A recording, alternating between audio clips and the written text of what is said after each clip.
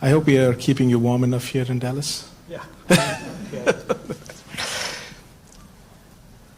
Rahulji, first of all, again, congratulations on becoming the leader of opposition.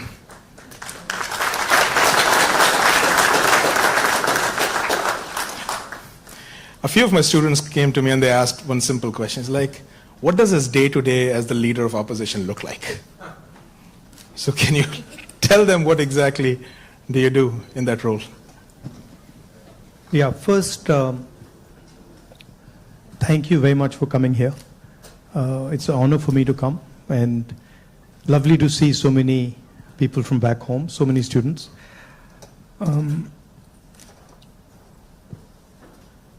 See, opposition, at its heart, is the voice of people. So, if you have parliament, of course, there's a whole sequence of events that go on, but what you're generally thinking about is where and how can I raise issues of the people of India. And you're thinking from an individual perspective, and you're also thinking from a group perspective, you're thinking from a industry perspective, you're thinking from a farmer perspective, and the important thing is that you do it sensitively and after listening and understanding carefully. So very often,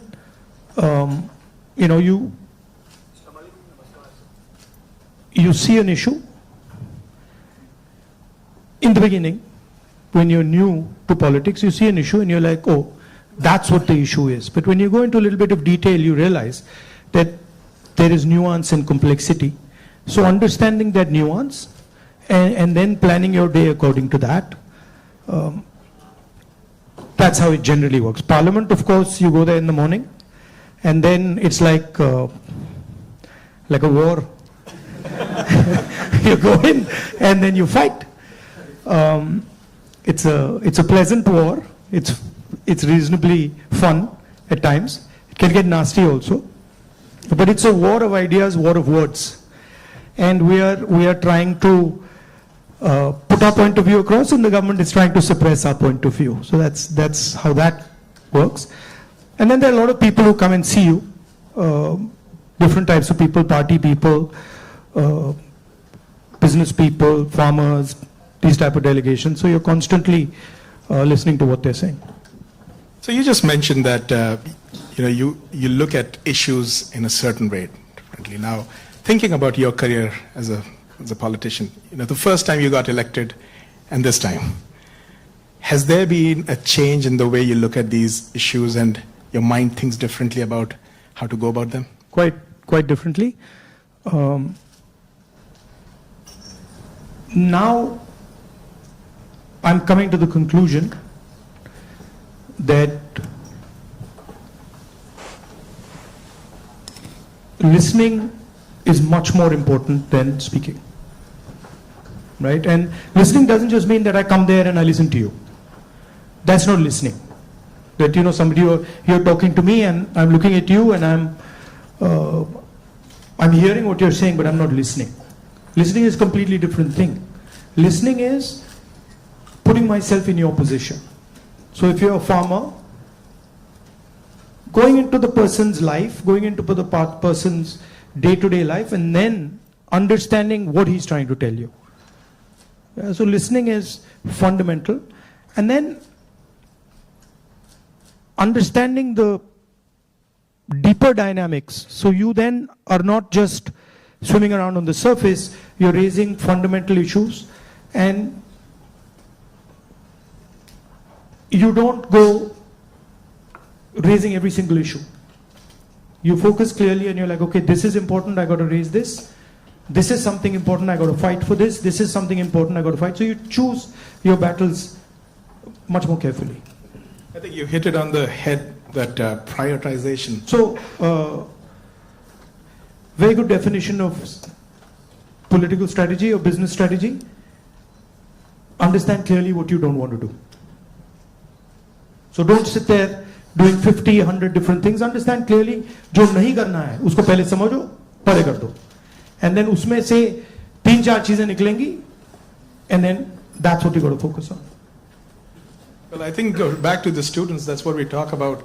So this time you're hearing from Mr. Gandhi himself about prioritization. Now, a few things that you mentioned just takes me back a few months. A very unprecedented event happened in terms of the Yatra. Personally, for me, a 30-minute walk on the treadmill,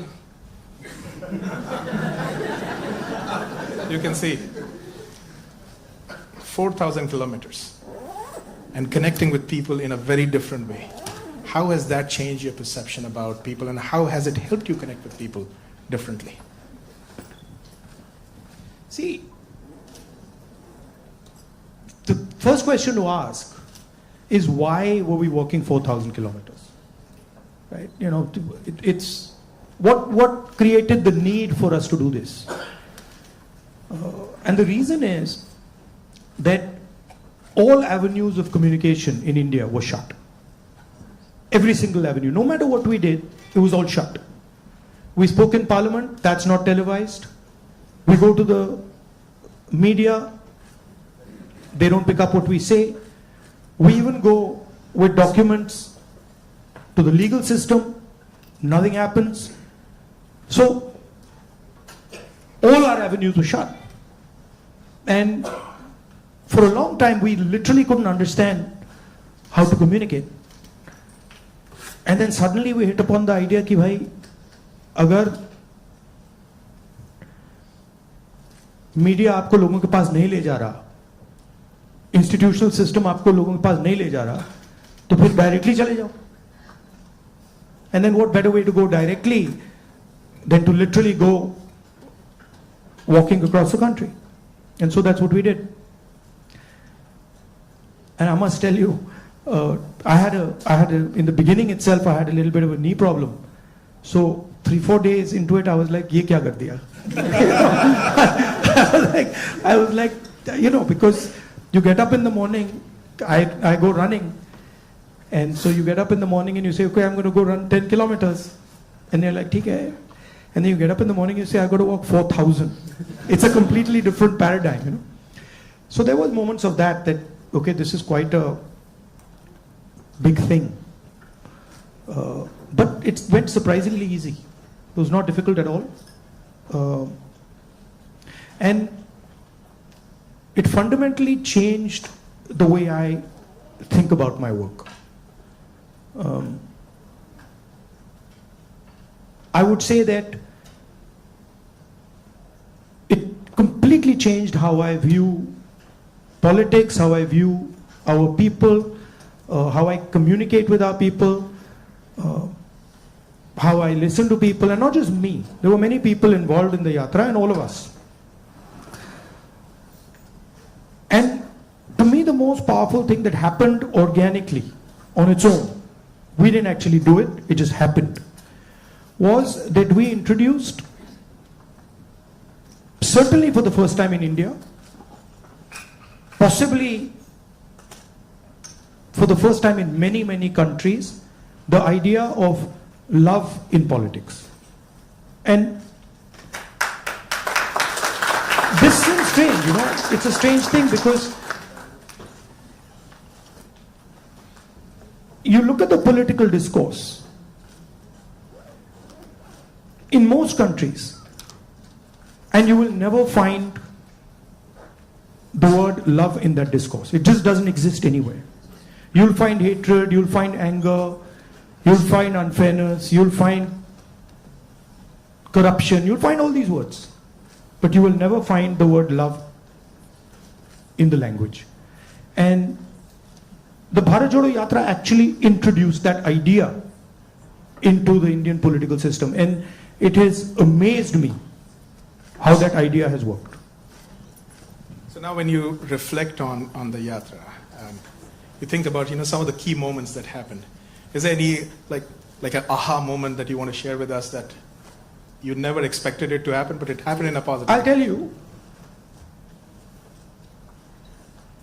what I realized, and many of you people who are in business school and other public facing spaces, I realized that actually when I was in the Yatra was speaking on its own. So I realized that I was there, but pretty much everything that was coming out of my mouth was actually coming from the Yatra, not for me. Right? So there was thousands of people, they were telling me things, it was going, I was listening to them, they were telling me things, and then their words were coming out of my mouth. So I was not communicating as Rahul. I was communicating as the Yatra was communicating. And it took me a little while to figure this out, because first I was like, oh, I'm giving a speech. And I have this idea. And I'm going to say this. But then suddenly it started to occur to me that every single thing coming out of my mouth is actually things people have said to me. And the most beautiful example of this was this slogan that came, which is "Nafrat ke bazaar mein mohabbat ki dukaan khol rahe ho," right? Now you're clapping, but the slogan did not come, it was not my slogan, right? It was not even a slogan of the organizers. It was a guy who came, I saw him, and he was walking with us, and there was a rope which used to surround us, and he was trying to come in, and he couldn't come in. The police would beat him. So I saw him once there, then I saw him somewhere else. And then I told Alankar, who's standing there, I said, "Dekho, usko le aao." So anyway, Alankar went looking for him, he had disappeared.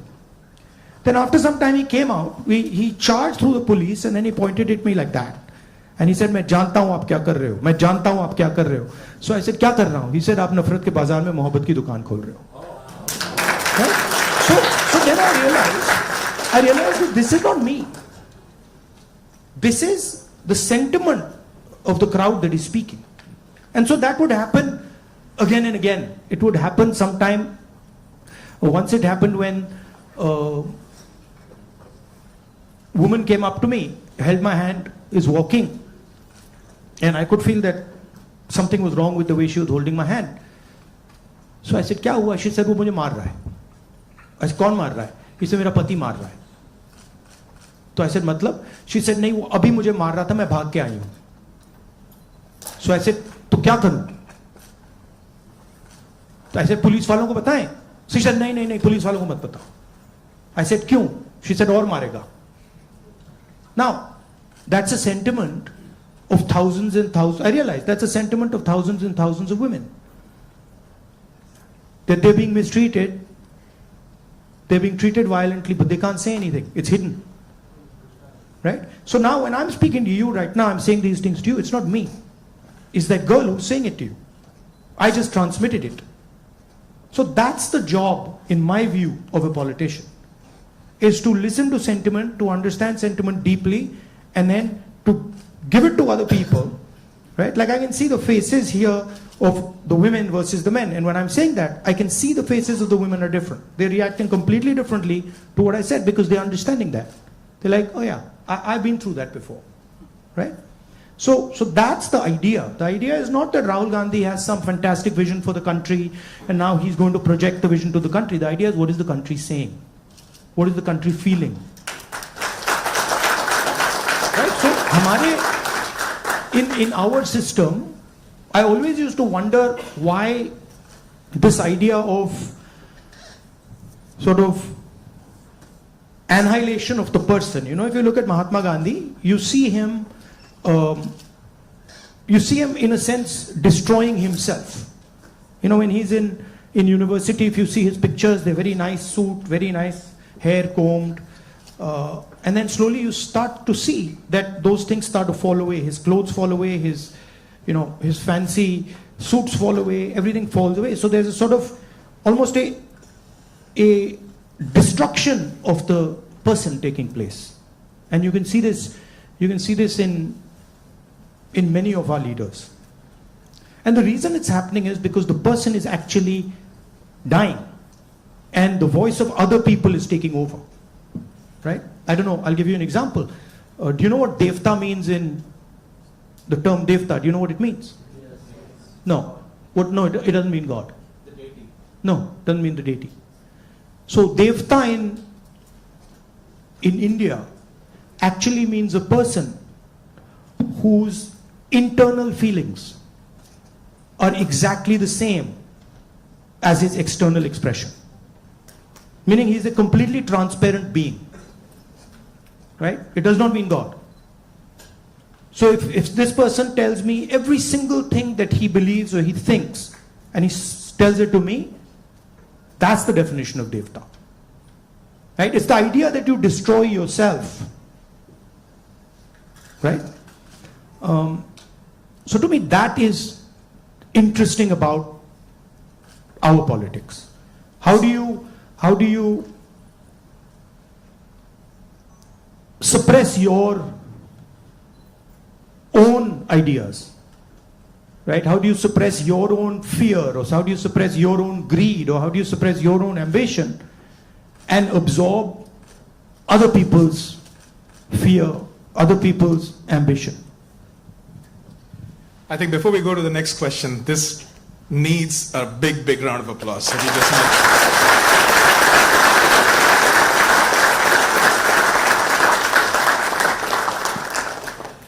If you look at our big leaders, and historically,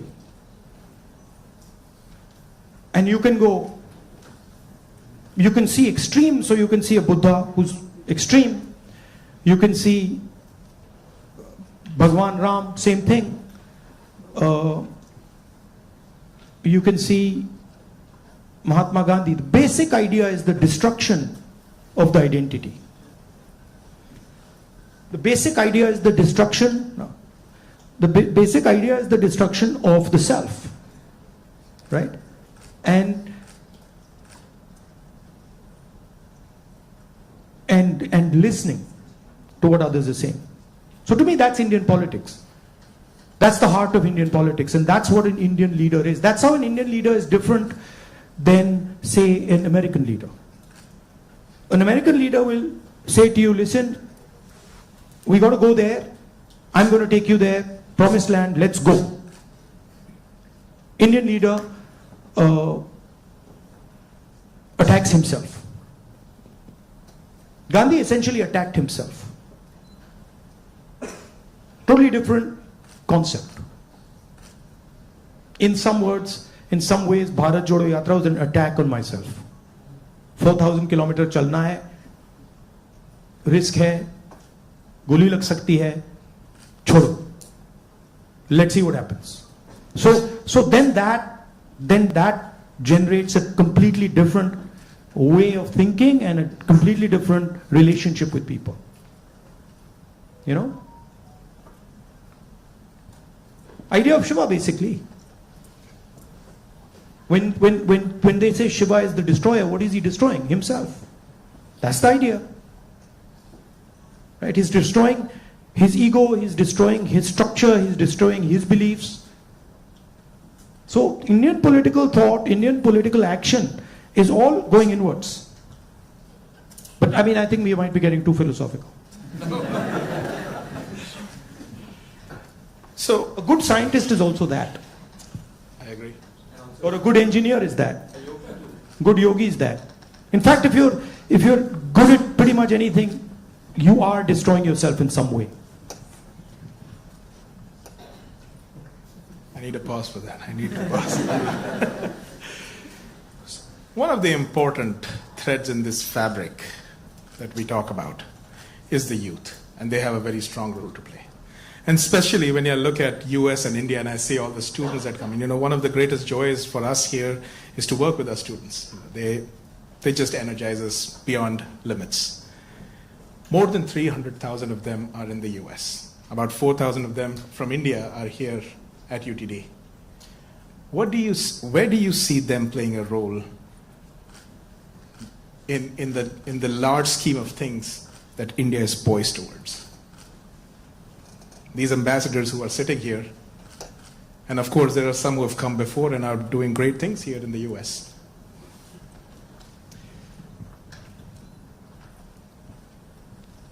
In one way, there you are are a bridge between the rest of the world and India. So you have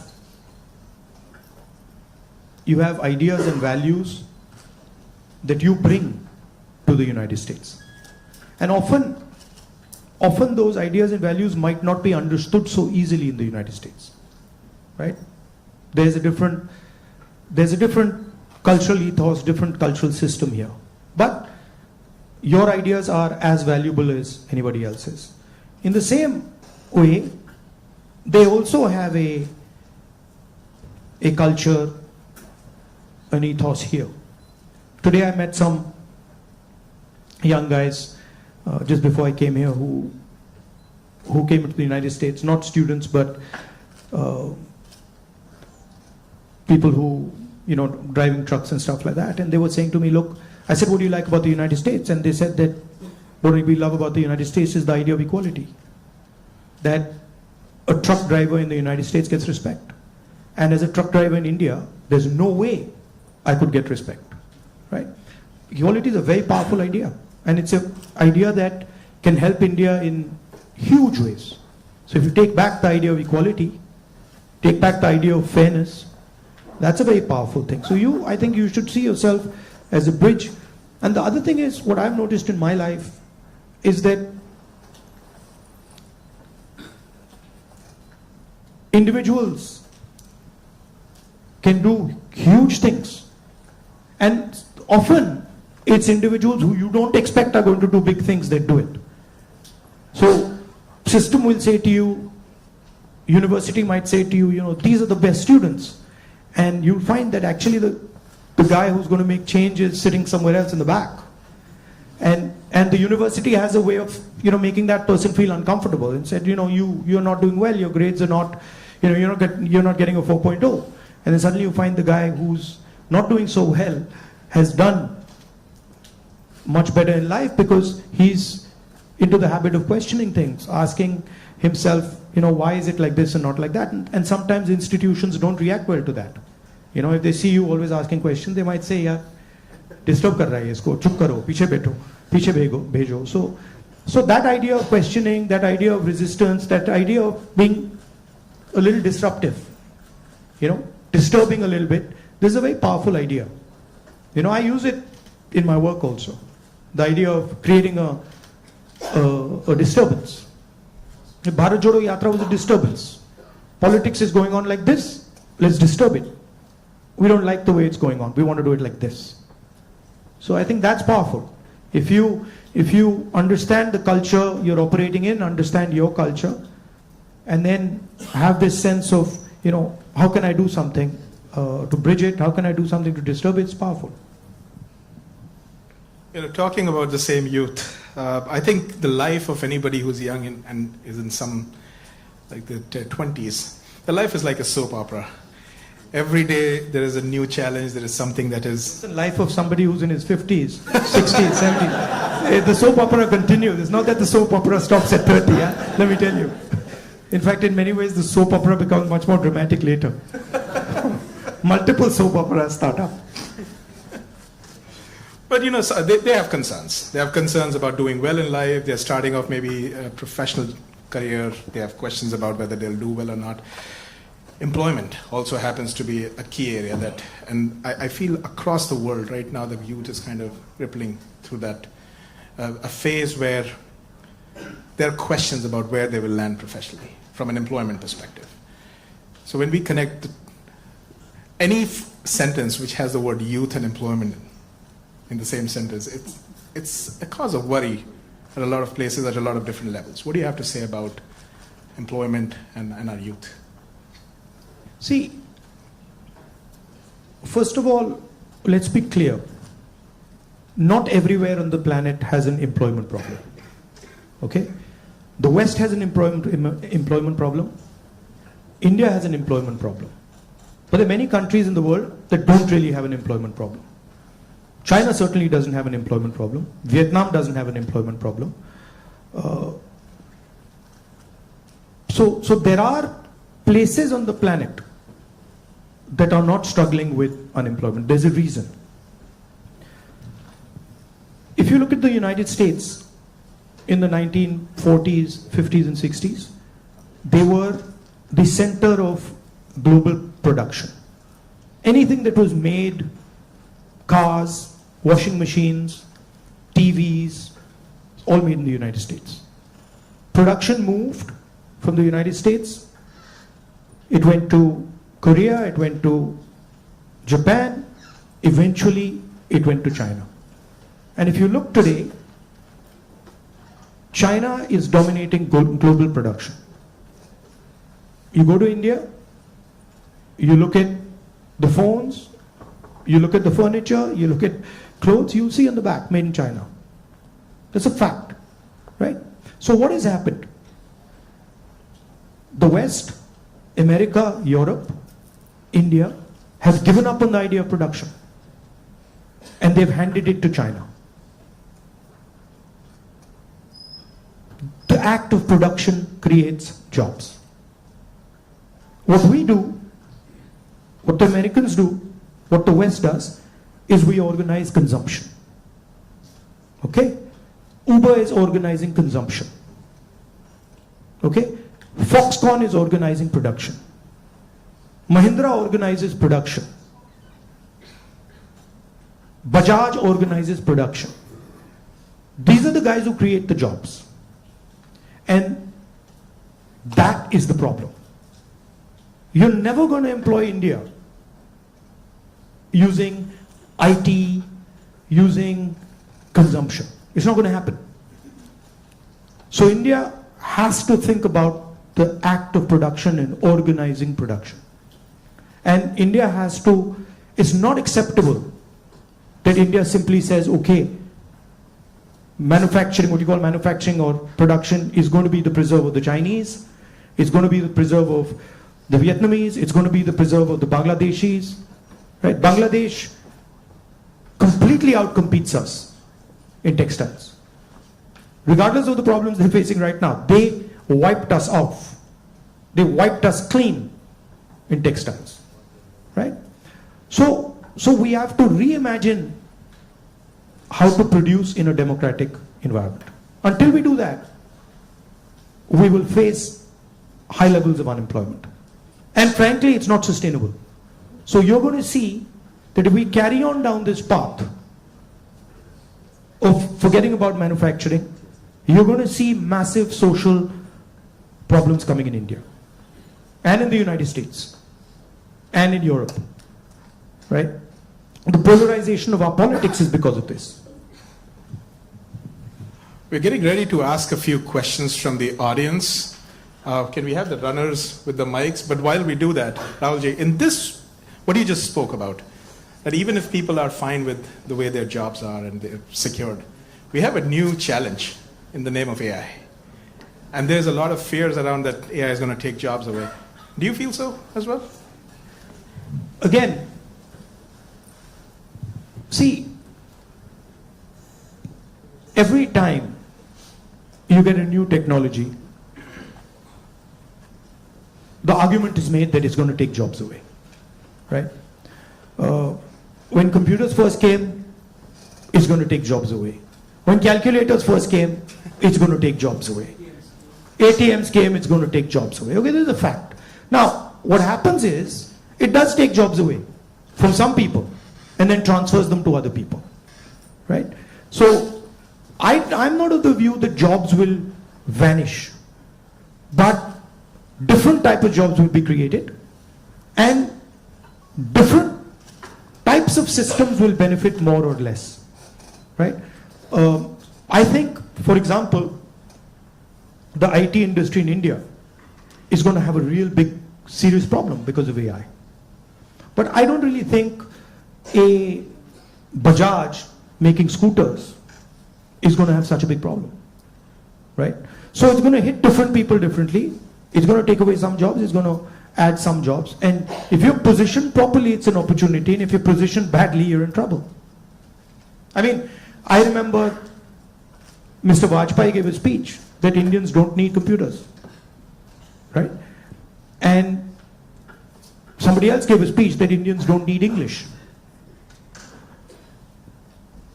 Computers created millions of jobs in India. It's a fact. So it depends. It depends how flexible you are and how well you're looking at the future. Thank you so much. We do have some folks here who would like to ask a few questions, so can we get a mic here, please? Mr. Shroff, right here. Oh, Okay. First, let me. Okay. I have 2 questions. So first of all, thank you for the opportunity. let's keep it to one question, please. Yeah. Yes, one question. So India has a young population. So what are your plans to modernize the education system and bridge the gap between the education system and employability? That is the first question. Let's keep Yeah, it to sure. one, please. Thank you. Nimish. Should I just answer this one, or you want to get? Okay. I'll try. I think many people say that India has a skills problem. I don't think India has a skills problem. I think India has a skill respect problem. So India doesn't respect people who have skills. But I don't think there's any limit on the skills that are already available in India. Okay? Second, our education system doesn't connect with the business system. So you have a business system that is operating on its own, and you have a sort of ivory tower education system. And the education system in no way connects deeply with the skill structure of India. So I think bridging that gap, linking those two systems of skill and the education system, vocational training, I think is fundamental. I think currently huge problem in the education system is the ideological capture. So, you know, feeding ideology through the education system. Most of our vice chancellors today are placed by the RSS. It's an organization that has a very particular perspective on life, on history, on the future. That's really damaging. Having one organization that is placing all its people in our education system, I think that's damaging. So ensuring that people who run our education system are independent, are not, you know, ideological, or are not committed to sort of a particular way of thinking, I think is important. Thank you. Dr. Gupta. Rahulji, I have a question. What's your vision of creating growth in the industry, manufacturing? No, I don't see. Again, what I think is not as important as what the large mass of Indian people think, right? One problem that you simply cannot solve if you continue on the direction we're on is giving our blue collar workers jobs. You simply, if you carry on this road, you simply cannot do that, right? The only way you're going to give our large mass of people jobs is if you start producing things, if you start manufacturing. And the foundation of manufacturing, you don't just start manufacturing cell phones, right? It is a sequence, right? So you have to go up the value chain if you want to manufacture. A lot of people say, oh no, you can manufacture cell phones directly. Well, cell phones are not being manufactured in India. Cell phones are being assembled in India. It's a different thing. Meaning components are coming from China and those components are being assembled in India, right? The reason China can develop those components is because they have a huge infrastructure that has manufactured many different things, many different types of things before. So you cannot get away from from that basic stuff. And I think you have to have a vision for production. For example, our GST is designed against production. It rewards consumption, it punishes production. States that produce are harmed, right? Large monopolies, huge monopolies, harm production, right? They influence the policy regime so that players cannot produce. So these are some of the things that you would have to look at if you want India to start producing. I'm convinced India can produce with no problem. I'm convinced that India can take on China if you start aligning the country for production and if you start respecting skills. I'm absolutely convinced of it. And states like Tamil Nadu have already shown it. Right? It's not that Indian states have not done it. Pune has shown it, Maharashtra has shown it, Tamil Nadu has shown it, Karnataka to an extent has shown it. Right? So it is being done. But it's not being done at the scale and with the coordination that it needs to be done. I'll give you an example. You take any district in India, you will find that there is a historical network that produces there. You go to Moradabad, you will find brass, right? You go to Mirzapur, you will find carpets. You go to Bellary, you will find jeans. So each district has a traditional network of production. Now, how much support are those people getting? You want to create a brass industry, create it in Moradabad. Open the banks to them, infuse technology, support them, and I guarantee you, they will take on China. Right? And you can do it in every district. You support the Bellary jeans industry, you put in a couple 100 crores into that thing, you open the doors of banks to them, I guarantee you they'll get to work. Right? But currently, I mean a simple statistic, 16 lakh crore rupees of bank loans have been forgiven to 25 people. 25 people. Right? Do you realize how many industries you could set up with that? And they've just been forgiven. Right? When we forgive farm loans and we say, okay, we're going to forgive 70,000 crores for all India's farmers, the press suddenly jumps up and down. And 16 lakh crores have been forgiven without a word. And whose money is it? It's taxpayers' money. Where's it come from? It's come from your pockets. So why should 20 people get this massive free gift? Why should one person, suddenly have all the ports, all the airports, all the defense contracts? What is happening when you do that? You're taking away money from people. Instead of having one business that runs all the airports in the country and one business that runs all the ports, you could have 10, 15, 20. Right? So it's all destruction of economic activity. Thank you. We can take something on this side. Can we have the mic? Can we please have the mic here? Rakshit, go ahead.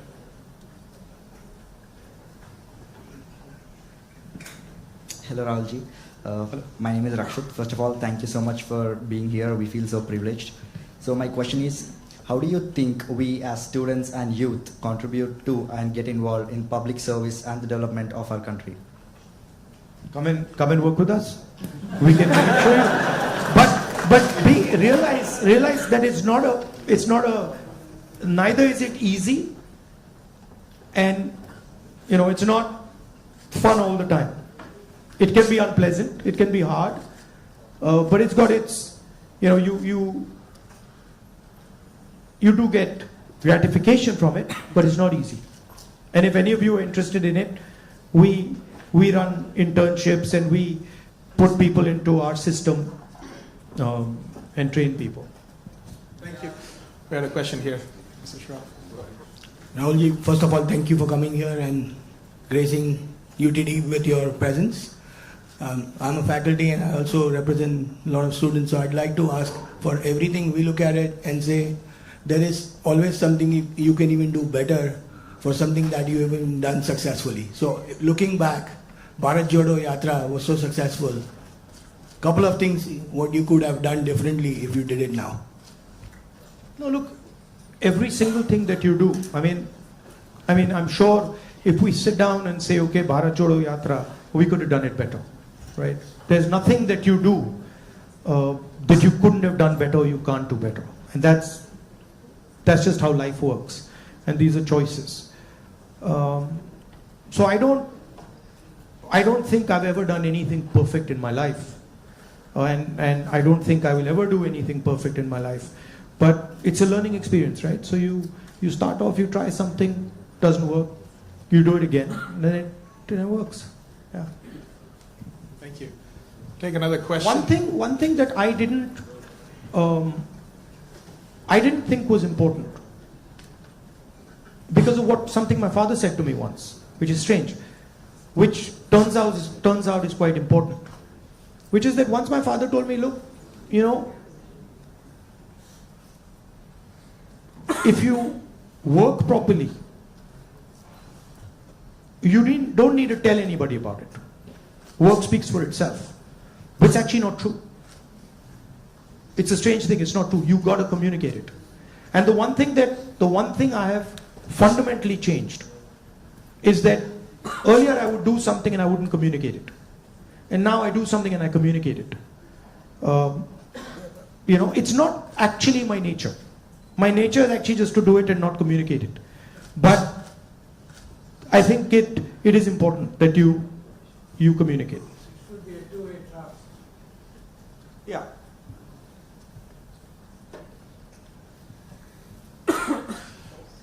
All right. Yes, let's go there. Can we have the mic? My eyes feel like a lot of machine right now. I'm trying to pick up which one I see. Where is the mic? Jitesh? Go ahead.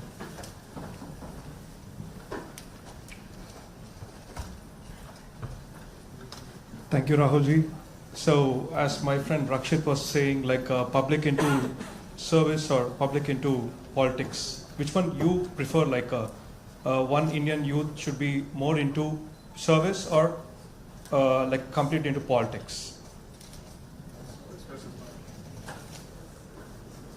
Look, don't have a rigid idea of what political action is.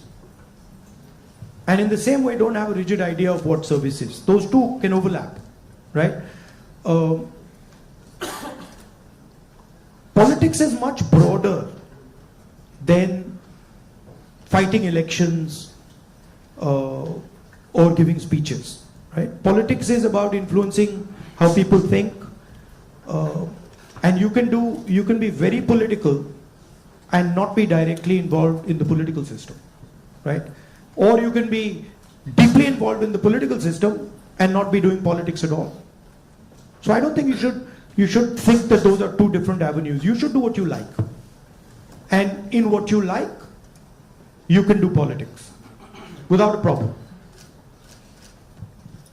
I think we have time for another couple of questions, right? So, Dr. Mehrotra, can we have the mic here, please?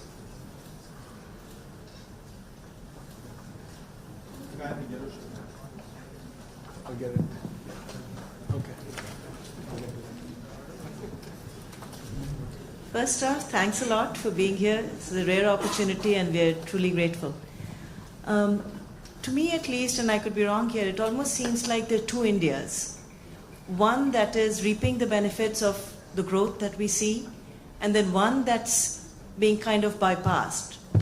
There's still unacceptably high number of people living in abject poverty who don't even have access to the very basic of quality education. What vision do you have to ensure that this India that's kind of been cut off at least gets some benefits, and that it's a little more equitable, the benefits of India's economic growth? There are clearly two Indias. And very small percentage of people, very small percentage of people benefit from India. The vast majority of people don't benefit from it. And if anybody talks about building a country, talks about progress, you simply cannot ignore this fact, right? If you look at our institutions, our businesses, our legal system, anywhere, you will find that it's captured by a very, very small percentage of people. Now, one of the things that I keep saying is that in the 21st century, you need data. And you need to understand the extent of this capture. I think when people actually understand the extent of this capture, they will be shocked, right? And so, for example, the idea of a caste census is a way of shining the light on this capture, right? It amazes me when people say, oh, there shouldn't be a caste census. It's like saying his leg is broken and there shouldn't be an X-ray. Why not? Right? What's the problem? What's the problem with an X-ray? Second thing is the issue of skill, right? You've heard of the Eklavya story? You've heard of the Eklavya story? Yes. If you want to pin down what is happening in India, it is millions and millions of Eklavya stories every single day. The people with skill, their thumbs are being cut off. They're not being allowed to operate. They're not being allowed to thrive. And it's happening across the board. So, respect for skills, supporting skills financially through technology, that's how you'll unleash India's power. You're not going to unleash India's power by empowering 1%, 2% of India.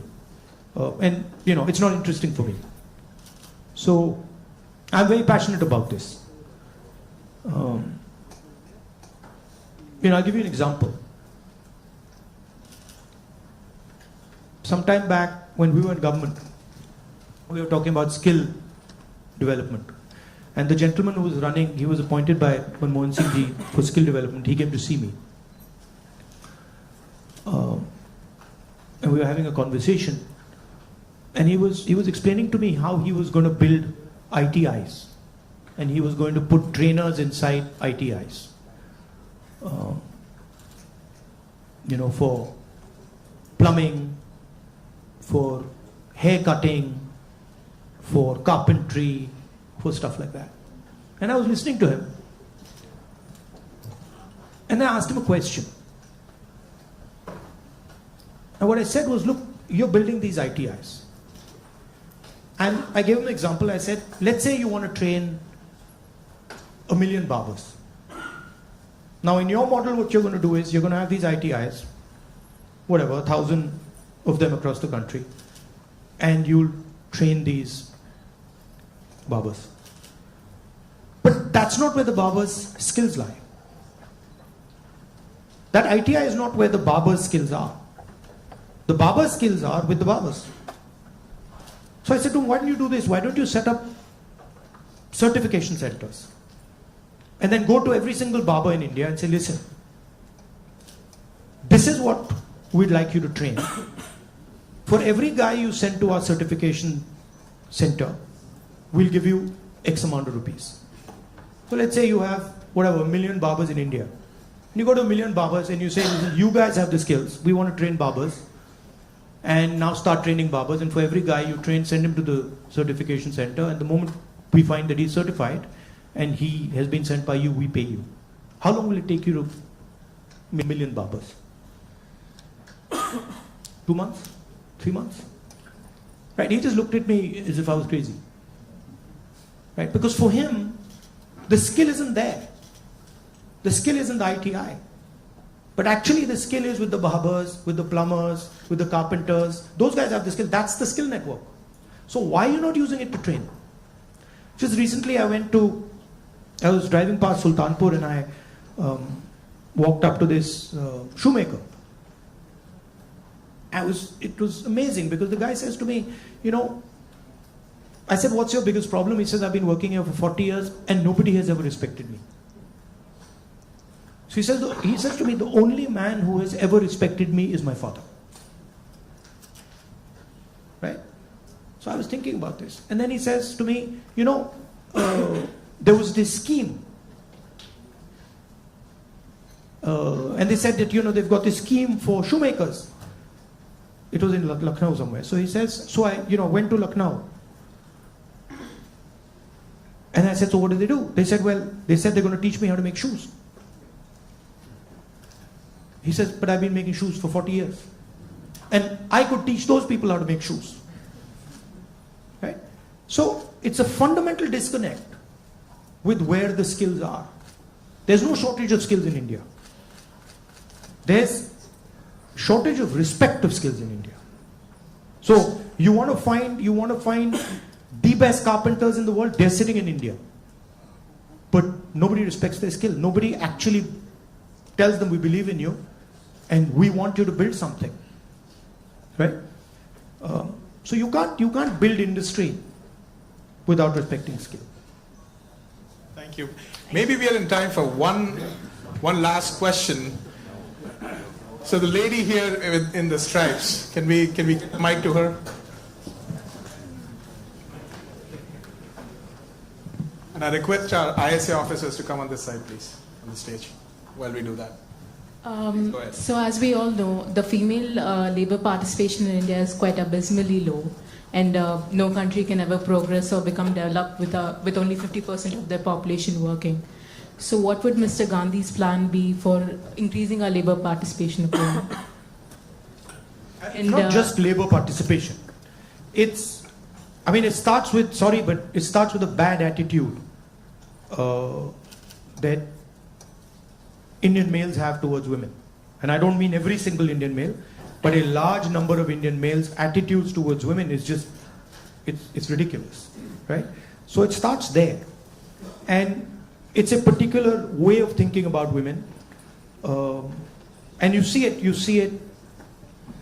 in the political system, we see it in the business system, we see it everywhere.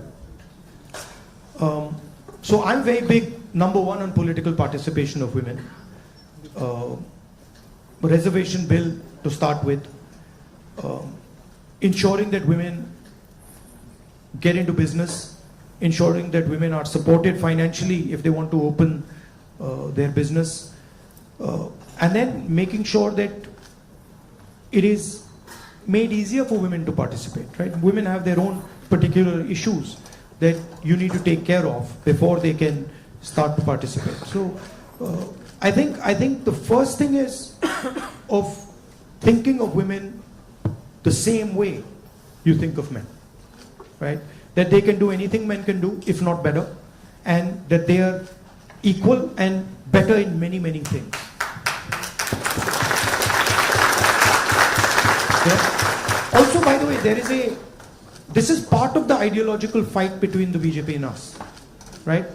The BJP and the RSS believe that women should be restricted to a particular role. They should stay at home, they should cook the food, they should not talk too much, right? And we believe that women should be allowed to aspire to whatever they want to do. Well, Mr. Gandhi, if I just say that it was great having you on campus, that is a big, big understatement. But can we give him a round of applause?